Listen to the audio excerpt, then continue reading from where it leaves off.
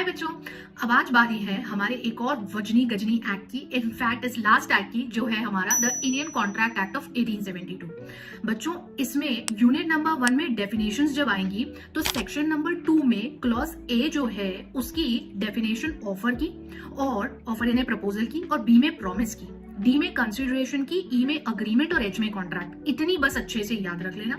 और उसके बाद जो यूनिट नंबर 1 में ही 3 और 4 वाला सेक्शन दिया गया है जो कि बात करता है about the communication of offer and acceptance, इसको आपको बहुत अच्छे से करना है भाई। सेक्शन नंबर 10 इक्वली इंपॉर्टेंट है जो कि एसेंशियल एलिमेंट्स की बात करता है, और जैसे यूनिट नंबर 2 पे जाते हैं तो वो जो 7 पॉइंट्स दिए हैं इश्यूड बाय थर्ड पार्टीज का, एंड वो अग्रीमेंट्स जो वैलिड है बिना कंसिडरेशन के, ये आपको बहुत अच्छे से करना है।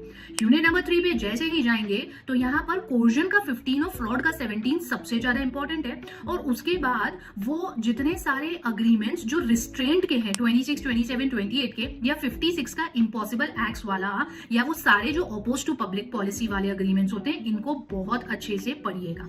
जब आप जाएंगे आपके यूनिट नंबर 4 में परफॉर्मेंस पर, तो यहाँ पर आपको स्पेसिफिकली 40, 41, 42 जो परफॉर्मेंस के पॉइंट हैं ऑफ अ कॉन्ट्रैक्ट वो याद रखना है, और उसके साथ साथ आगे आप 59, 60, 61 अप्रोप्रिएशन ऑफ पेमेंट को बिल्कुल मत भूलना, ये काफी बार कंपलसरी क्वेश्चन में आता है।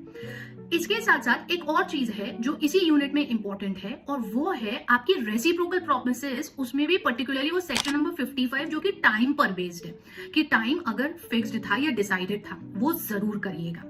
इसके बाद जाइए यूनिट नंबर 6 पर, और क्वाजी और कॉन्टेंजेंट तो पूरा ही पढ़ना है आपको। हर तरह के क्वाजी कॉन्ट्रैक्ट और हर तरह के कॉन्टेंजेंट, यानी 68, 69, 70, 71, 72 के क्वाजी, और 31, 32, 33, 34, 35, 36 के आपके कंटेंजेंट कॉन्ट्रैक्ट आपको बहुत अच्छे से करना है।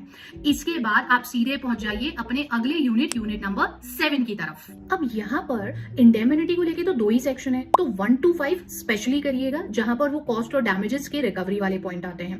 और उसके बाद गारंटी में जो श्योरिटी की लाइबिलिटीज होती हैं 1 to 8 की, वो बड़ी इंपॉर्टेंट है। को श्योरिटीज कॉन्ट्रीब्यूशन कैसे करते हैं वाला जो कैलकुलेशन दिया गया वो जरूर करना। जब आप यूनिट नंबर 8 पर जाओगे तो बेलमेंट और प्लेज के बीच के डिफरेंस को बहुत अच्छे से करना, और बेलर बेली के राइट्स लाइबिलिटीज, और वैसे ही प्लेजर प्लेजी के राइट्स और लाइबिलिटीज, इनको आपको बहुत अच्छे से करना है। प्लेज बाय नॉन ओनर्स पर जरूर ध्यान दीजिएगा। Termination of bailment equally important है, और एजेंसी में सब्सटीट्यूटेड एजेंट्स वाला जो पॉइंट है और सब एजेंट वाला, ये आपको बहुत अच्छे से करना है, इंक्लूडिंग टर्मिनेशन ऑफ एजेंसी। हाँ, एक चीज और, आपका वो वाला जो पॉइंट है जहां पर रॉन्ग डूअर के राइट्स आप पढ़ते हैं सेक्शन नंबर 180 में, बेलर और बेली के पास होते हैं, वो जरूर पढ़िएगा। That's it.